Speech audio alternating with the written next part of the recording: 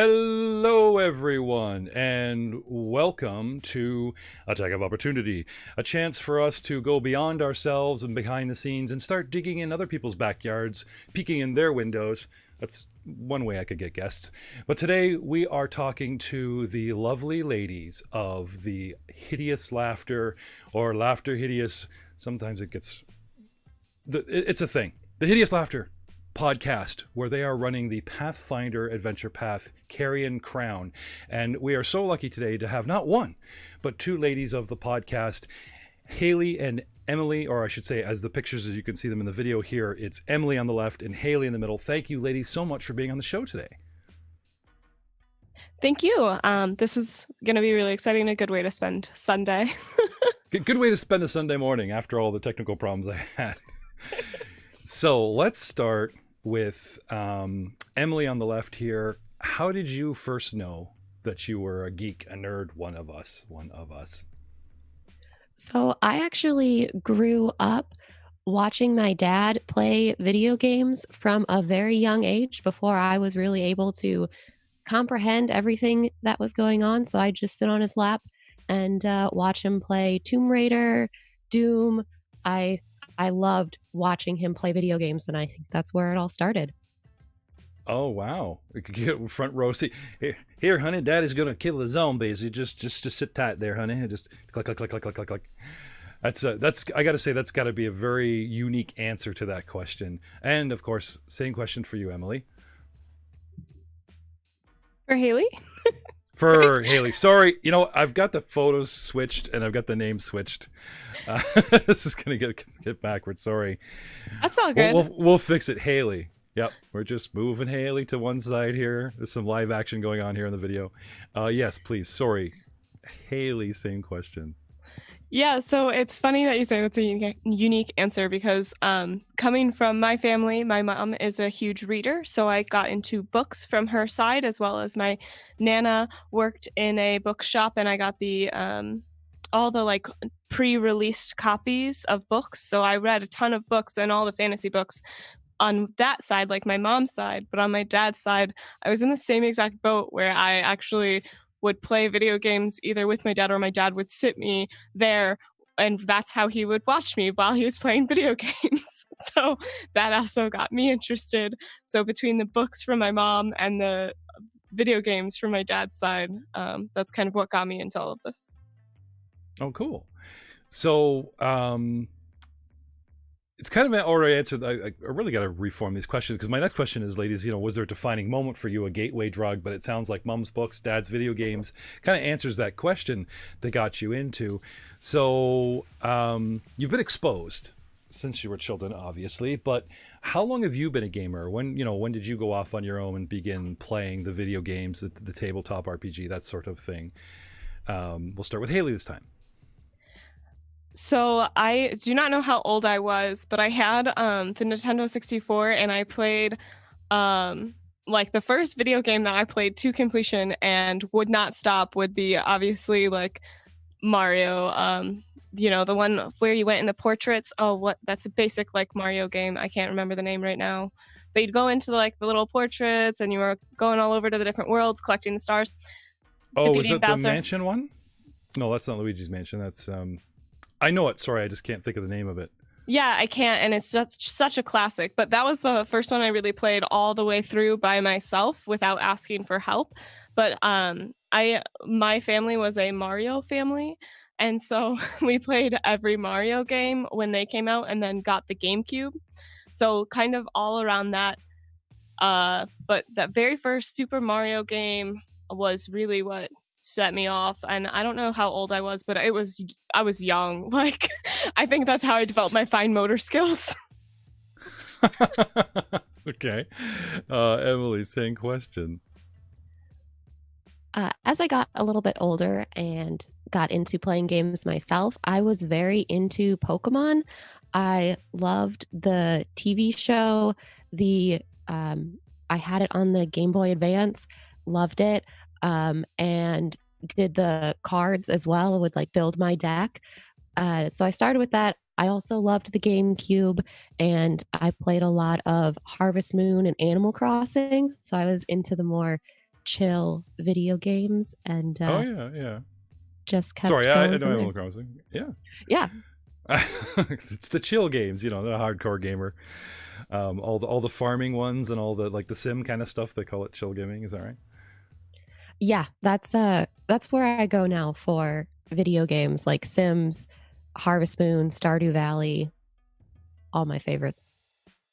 So, next question is, what made you two decide to get in on making your own content with the guys? Become content creators and, podcasting and like the next big step going from the 99% consumer to the 1% creator. Yeah, so we started playing. Actually, this was the first time this podcast was the first time Emily and I really truly played together. But before that, I guess I think maybe 2016, it was the first time I played any sort of pen and paper style RPG game. And I played it with Griffin, who is the GM of our podcast as well as my significant other, and we played and just absolutely fell in love. We spent every single weekend, like from 3 p.m. to 3 a.m., playing with a core group of friends. And then it was one of those things where we all kept hanging out, Griffin, myself, and then Brooks, Emily, and Steve, who played in a different campaign totally separate from us. We kept hanging out together. As we'd have a few drinks, it started to come up like, man, we really want to play more. We really want to really refine our role-playing skills.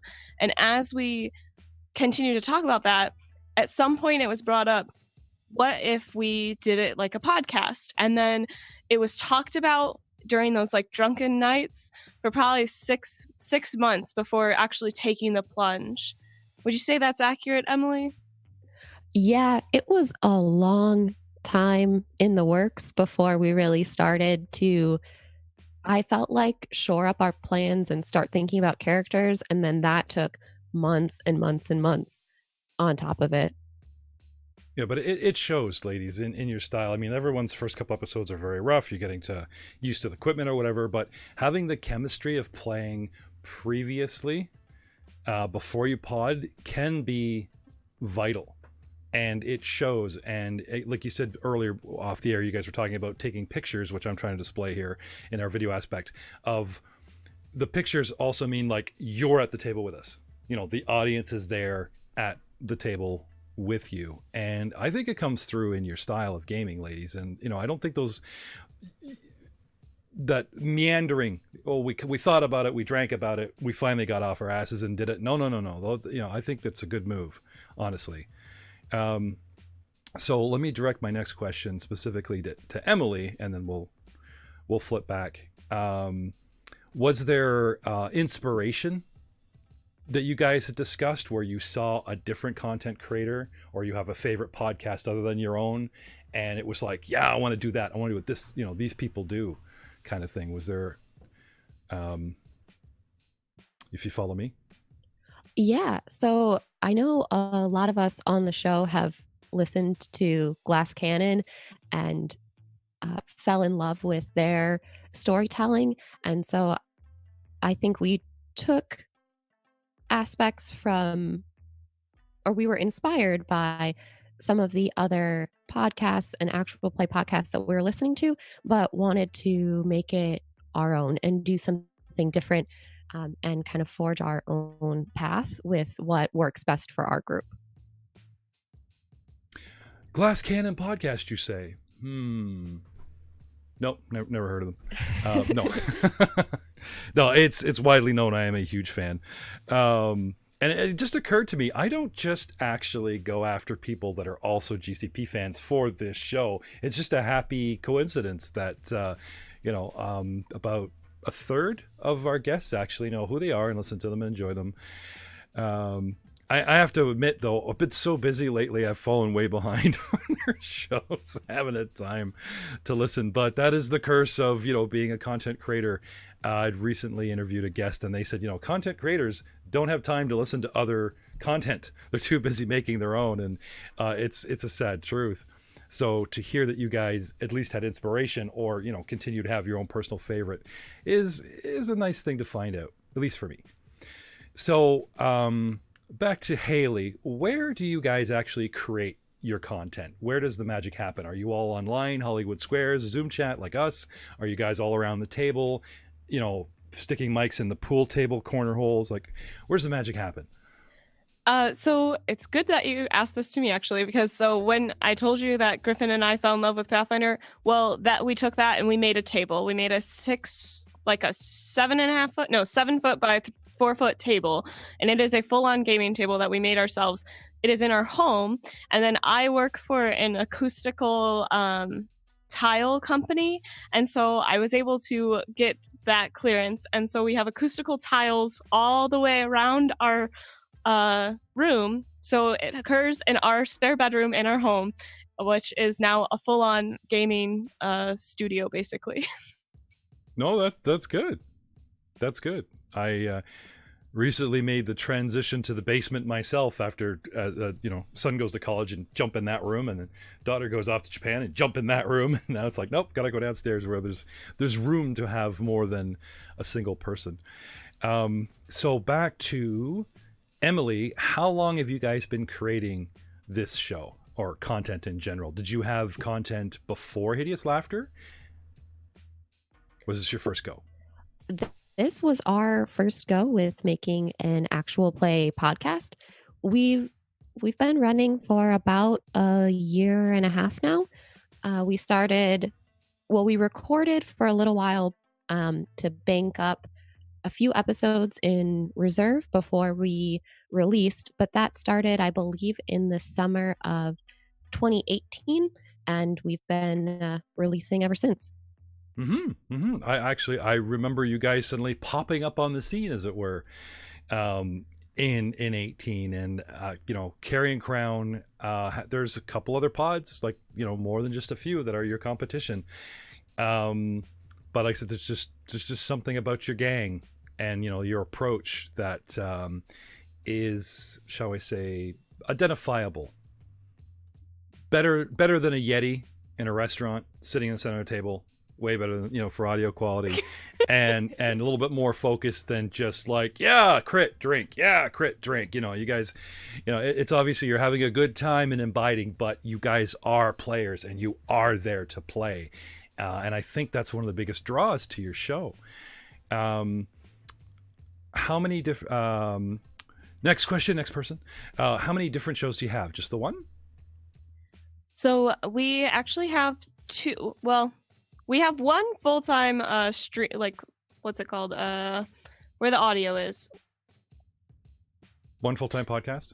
Yes, one full-time podcast that goes through the Carrion Crown, but we also have Evil Interludes. So we are a group of all evil characters, and that now is released every other month. Previously, it was only on holidays. And so that's it's almost like additional backstory to our current one. It's homebrew. It is all evil characters. It's just a way for us to fully play an all evil campaign slash character group and party, as well as Steve and Griffin host the Zone of Truth podcast, which is our talk show podcast. And so that's where it's like kind of separate, but it's still on the same audio stream as our regular podcast. Now, touching on the boys really quickly, I do finally have the awesome Christmas photo, and going left to right, can you, I know Griffin is obviously your DM hiding behind the Santa beard, but can you name the boys for this photo aspect really quick? Yeah, so Steve is in the green, and then it is Griffin with the Santa, and then myself, and then it is Brooks and Emily. So Brooks is like way squeezing into the frame with the selfie, and Steve's in the back, and Santa has come to Hideous Laughter. Fuck, I just love that picture. I'm sorry, it's a really great shot of you guys. So back to Emily, well, or either one of you, free form here. Do you guys attend, conventions in your area? Is there anywhere the fans can meet you offline, and if so, where? Yeah, last summer we went to quite a few conventions, and we're planning to go to quite a few this year as well. We go to Origins, which is in Columbus, Ohio, which is where we are located. Mhm. So that was a lot of fun last year. We met up with a bunch of fans and got to hang out with them, see them at the convention. It was a really good time and a great way to build community with people that love playing Pathfinder. And we Mhm. also went to and plan on going to Gen Con again this year, and also PaizoCon. Oh, you're getting the big ones. Yeah. Well, if you being a GCP fan, if you run into Joe, Troy, Grant, some little guy, and and Skid, tell them I'm sorry, and and wish I was there. Um, Now let's switch over to social media. Haley, what outlets can we find you on? Where are you online? So, Emily and I share managing the actual Hideous Laughter Pod Instagram account, but I also have my own, which is Hales Gordo, so HalesGordo. And I mostly knitting and dice and minis because I paint a lot of minis, but that's about it on there. And that's basically the only social media that I'm on is Instagram. Well, if you send me the links, we'll make sure those show up in the bios of our podcast and the video and stuff, so people can see more of you guys and see what some of the other things you create as well. What about you, Emily? Obviously, is there a single platform for your podcast? Can we find you guys everywhere? We're on a lot of the social media platforms. We have an Instagram, like Haley mentioned. We're on Facebook. You can also find us on Twitter, and on Twitter we're at Laughter Hideous, because Hideous Laughter was already taken. So you can really find us on any platform. We have a subreddit, so you can check us out there. And then we also have a pretty active Discord, and you can find links to join that on our other social media pages. Cool. You guys are everywhere. So let's talk merchandise.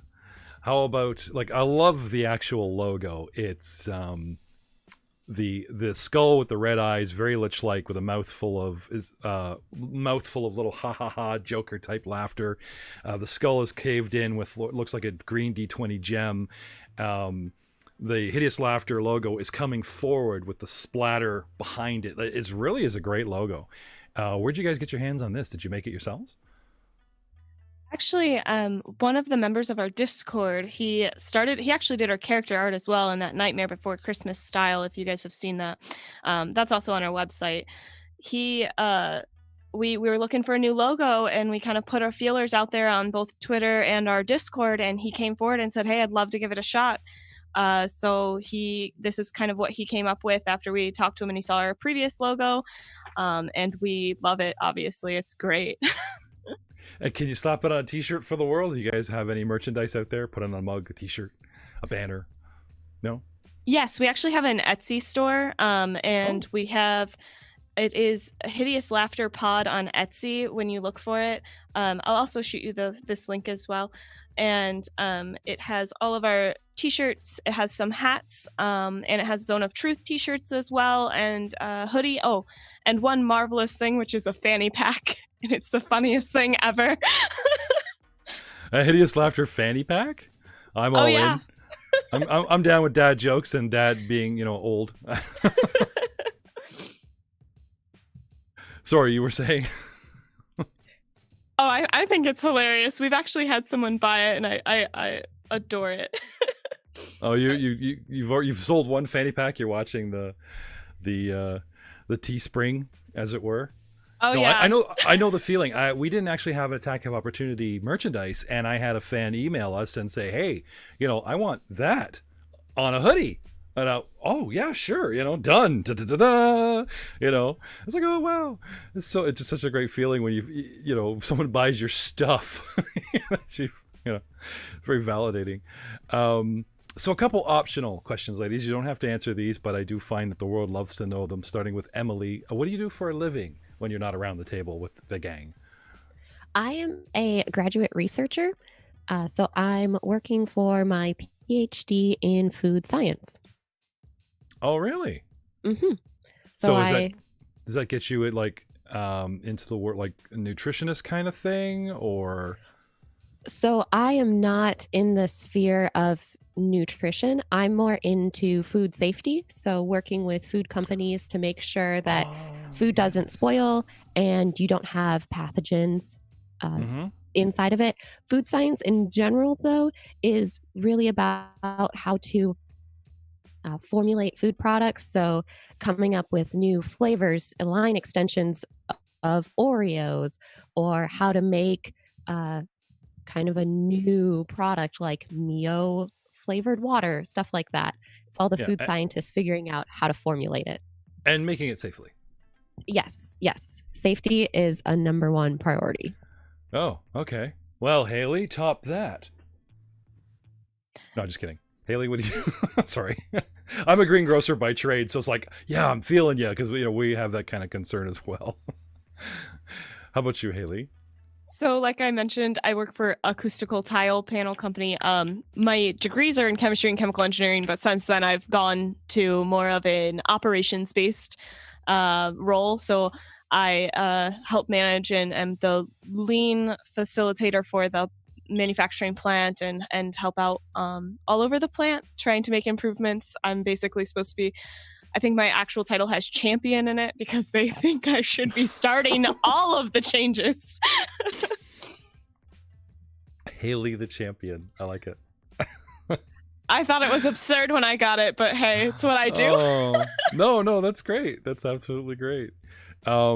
So let's talk about your latest project. I believe you ladies were talking about you had just done the end of book 2 in the Carrion Crown series. What's next? Obviously book 3, but like, have you got anything else on the horizon besides the sub pods that you guys mentioned? What's in the future? What's your latest? Want to hear it here first. So we will obviously be continuing on with our main campaign, but one of our farther off goals, and this is reflected on our Patreon page, is we're wanting to get more streaming equipment so we can actually do some live streams and could be related to podcasting, but it could be playing board games or painting minis, things kind of tangentially related, but we love to get into live streaming. There's a great channel my wife just discovered called Evelyn and Caitlin, and this couple do everything. I mean, everything. They have a gaming channel. They have like this home improvement where they fumble their way through building neat things, all with a geeky sort of genre in mind. And they have like several channels, and we're looking at this going, oh, this is really cool. Like every channel tries to find its niche, and it's rare to find people that try to do more than just a niche.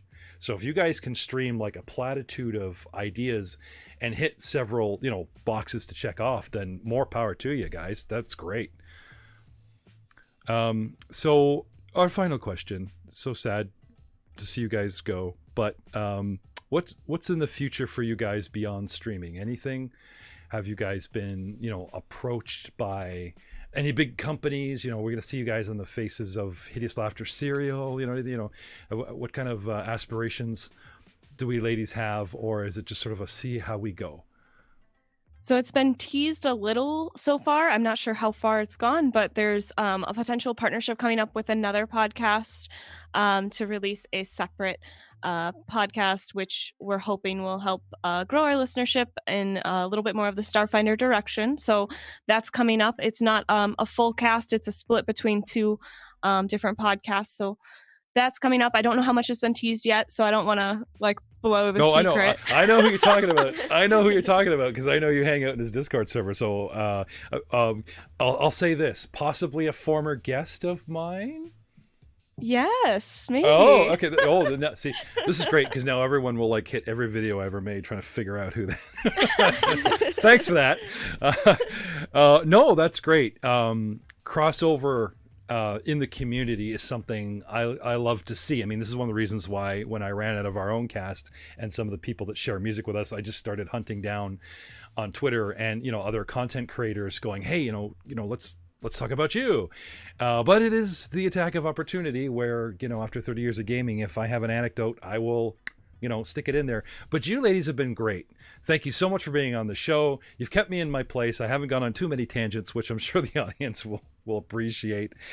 I've been talking to Haley and Emily from the Hideous Laughter podcast. They are playing the Pathfinder Carrion Crown Adventure Path and doing a great job carrying the guys. I mean, come on. Honestly, the show's all about you guys. I'm sorry. No. Hi, Griffin. And we'll see you next time on Attack of Opportunity. Bye-bye. Say goodbye, Emily. Bye. Bye.